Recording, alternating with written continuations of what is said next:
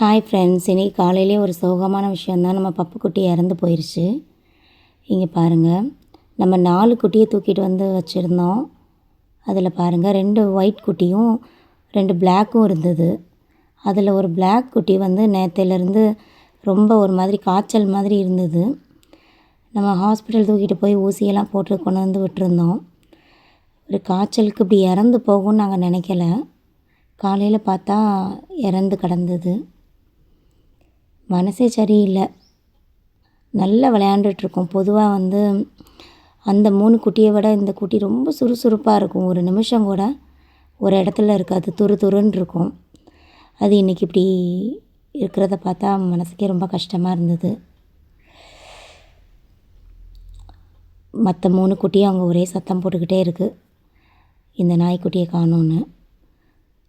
அவங்க அம்மாவுமே வந்து ஒரு மாதிரி சோகமாகவே படுத்து கிடக்கு.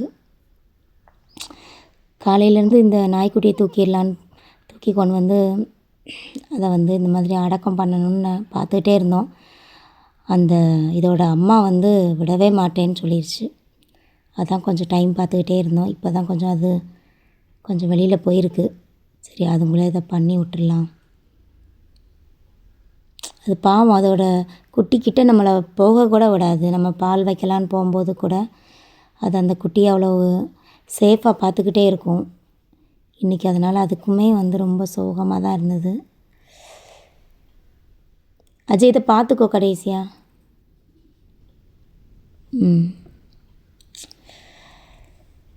என்ன சொல்கிறதுனே தெரியல.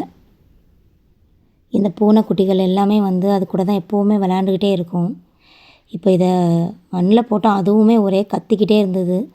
இங்கே பாருங்கள், அந்த இடத்துல போய்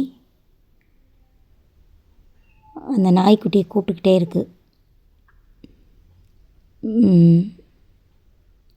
ஏன்னா அந்த இடத்துல தான் அதை வந்து அந்த அந்த அந்த மண்ணை நாங்கள் க்ளோஸ் பண்ணோம்ல, அதை பார்த்துக்கிட்டே இருந்துட்டு 2 பூனைக்குட்டியும் அந்த இடத்துலையே வந்து சுற்றி சுற்றி வந்துக்கிட்டே இருந்தது. பார்க்கவே ரொம்ப கஷ்டமாக இருந்தது.